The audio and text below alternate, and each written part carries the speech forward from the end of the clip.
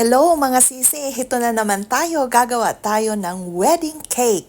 So, 2-tier wedding cake ang gagawin natin ngayon. Medyo mataas-taas siya kasi 8 inches ang height niya sa bottom and 8 inches din ang sa second tier. So, it's 8 by 8 and 6 by 8. So, medyo mataas-taas siya.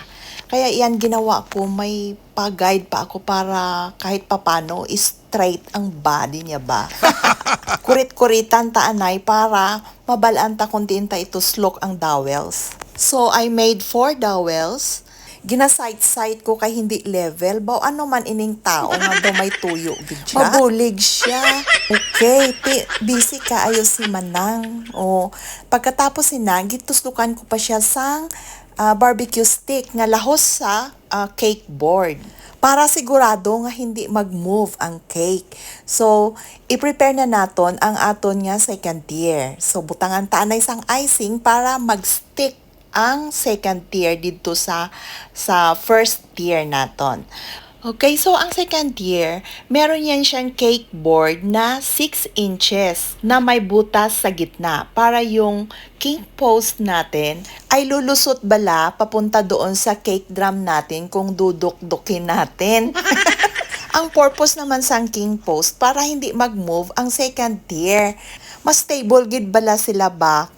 Na kahit na malayo yung babiyahein mo, hindi ka makabahan kasi nga matibay yung iyong pagkagawa. Ayan, natapos na po. So, ready for, crumb coat. Okay, so i-crumb coat muna natin bago ilagay natin sa fridge. So, yan siya, nakagagaling lang yan sa fridge. I-coat na natin siya ng final coating ng icing natin para pagkatapos yan, i-decorate na natin. So, nilagyan ko na siya ng initial ng name ng groom and bride. So, yun lang ang gusto nila. So, nag-drawing tayo dyan para may design yung body niya. Kasi parang wala siyang design. Parang boring ba? Boring siya tingnan. So, lagyan natin ng design na pa ganon, na parang petal siya ng flowers. Pagkatapos yan, i-finish natin ng brush para maganda yung texture niya tingnan. Ibabox muna natin kasi bukas pa natin siya i-final. Doon na natin sa venue lalagyan ng flowers. So yan, ilagay muna natin siya sa cake box para ilagay siya sa fridge overnight. Para yung icing ba mag-set siya ng maayos.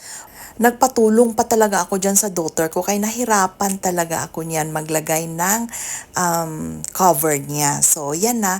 I-wrap lang natin ng mabuti para hindi mag-dry yung cake natin. So, pagkatapos yan, ilalagay lang natin sa fridge. Pagka kinabukasan, mabuti na lang andyan si supportive husband ko. Siya yung magdadrive papunta sa venue. So, ito naman si aking robot na camera. Ayaw magsama sa akin ang focus niya. Pagdating doon sa venue, syempre, mag-ikot-ikot muna tayo bago mag-final ng decorate ng cake. So, andun kami ng BFF ko, nag-video-video muna kami at nag-picture-picture. Napakaganda talaga ng beach view.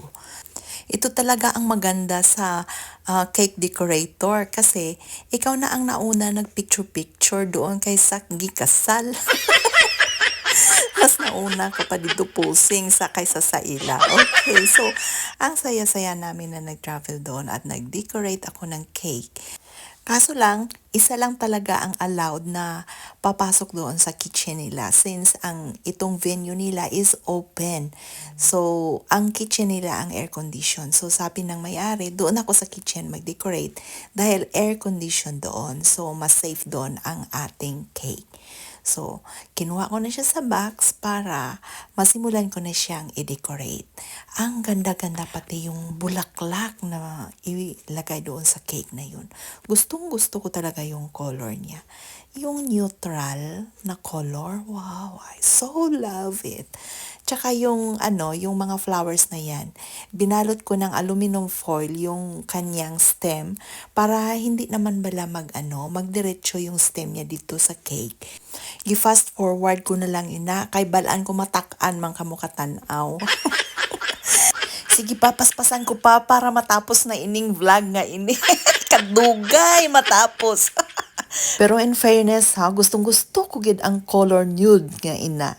Super love Kanami it. siya tanawon kabugnaw kayo sa mata. Tapos gi-pair pa gid siya sang white flowers. So, kanami abin nyo ang leaves, hindi pa gid siya ordinary nga klase. So nice kay siya tanawon.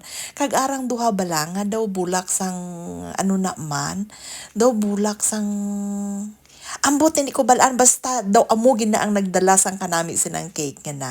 So amo na ang final look sang atong wedding cake. So beautiful, simply masyado but it is so elegant. Super like ko talaga yung cake na to. Na happy man ako kasi gustuhan siya ng bride. As in, nagustuhan niya talaga ang trabaho ko. As in, happy naman ako kasi super na-appreciate niya. Diba nami siya? Maganda naman, di ba? That's it. Thank you for watching.